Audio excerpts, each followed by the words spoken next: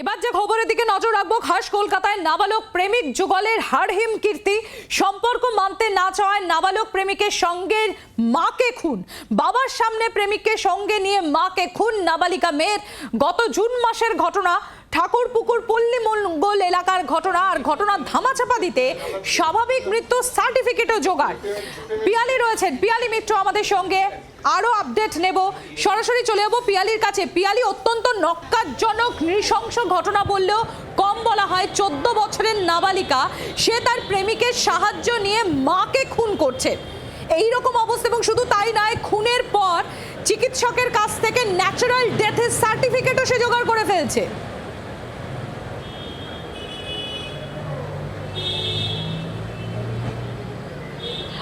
দেখো, এই বিষয়ে তোমাকে আপডেটটা যেটা জানাই সেটা হচ্ছে যে ইতিমধ্যে দুজনকে তুমি জানো যে গতকালকেই এই ঘটনা প্রকাশ্যে আসার পর দুজনকেই পুলিশ গ্রেপ্তার করেছে, আটক করেছে, যেহেতু তারা জুভেনাইল, এবং আজকে তাদেরকে জুভেনাইল জাস্টিস বোর্ডে পেশ করা হবে।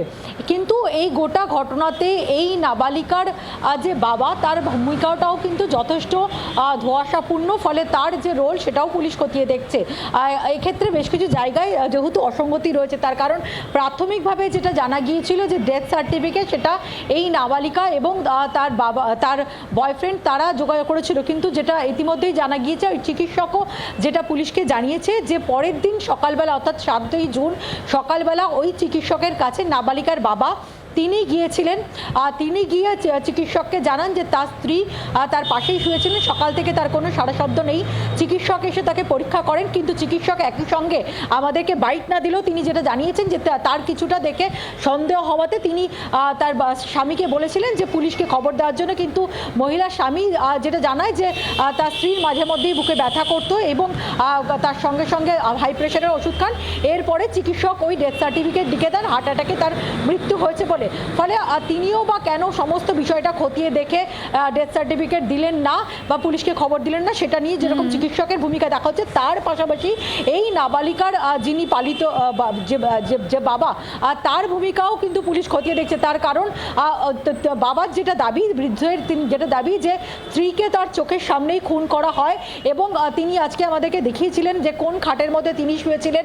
তিনি উঠে পড়েন এবং স্ত্রীকে যখন নাবালিকার বয়ফ্রেন্ড গলা টিপে খুন করছিল, সেই সময় দরজার কাছে তার মেয়ে দাঁড়িয়েছিল এবং যাতে কোনোভাবে তিনি বেরিয়ে না যেতে পারেন, এবং সেই কারণে ভয় দেখায়। কিন্তু তবুও কতগুলো জায়গাতে ধোঁয়াশা রয়েছে। তার কারণ বৃদ্ধ নিজে যেটা জানাচ্ছেন, ভোর 5টা নাগাদ খুনের পর বৃদ্ধকে তার মেয়ে এবং তার বয়ফ্রেন্ড নির্দেশ দিয়েছিল যেন নিহত মায়ের পাশেই যাতে তিনি শুয়ে থাকেন। পাশের ঘরে মেয়ে এবং তার বয়ফ্রেন্ড ছিল। ভোর 5টা নাগাদ ওই 17 বছরের কিশোর যে বাড়ি থেকে বেরিয়ে যায়। এরপর সকাল 7টা নাগাদ বৃদ্ধ তিনি তার প্রতিবেশীদের গোটা ঘটনাটা জানায়, তারপর চিকিৎসককে জানায়। কিন্তু পুলিশকে যে বিষয়টা ভাবাচ্ছে, যখন চিকিৎসককে তিনি ডাকতে গেলেন তখনই বা তিনি কেন অন্য কাউকে কিছু বললেন না, কেন গোটা বিষয়টা যে তার স্ত্রীকে খুন করা হয়েছে সেই বিষয়টা কেন তিনি জানালেন না। একাধিক জায়গায় ধোঁয়াশা রয়েছে। এবং কি এই অভিযুক্ত নাবালক নাবালিকা তারা কি বলছে শোনাবো আপনাদের। সত্যি কথা বল, কেরমায় মারলি বল। এমনি লাল ভাই দেবে তোলাবো। ঠিক আছে, সত্যি কথা বল, ছেড়ে দেবো, এক্ষুনি ছেড়ে দেবো। সত্যি কথা বল, আবার বল। তারপরে তোমার এক সেকেন্ড দাঁড়া, একটুখানি চুপ করো, একটুখানি দাঁড়া। হ্যাঁ, প্রথম থেকে বল। সেলটে বানালো, তারপরে প্রথম থেকে বল। তারপর ওর মায়ের হাতটা ধরেছে, আর আমি উপরে উঠে কি দিয়ে গলা টিপেছিলি? এমনি হাতে মধ্যে রুমাল ছিল। তুই মেরেছিস তো? তাহলে হ্যাঁ, ফার্স্টে আমরা বলেছিলাম যে ভয়ে গিয়ে করে ছেড়ে দেবো, তারপর বলছে না পুরো ইয়ে করে দেন। এ বলছে, এ বলছে তুই বলেছিস?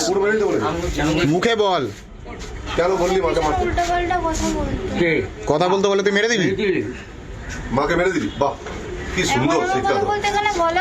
ঠিক আছে, চলে যেতিস তো, তাও মারলি কেন মাকে? মারলি মানে মেরে ফেলেছি, তাহলে এনেছে তাই জন্য মেরে দিতে হবে মাকে। তারপরে যে এত আবার ক্রস করে কথা। বাংলার আওয়াজ, বাঙালির আবেগ, জি 24 ঘন্টা।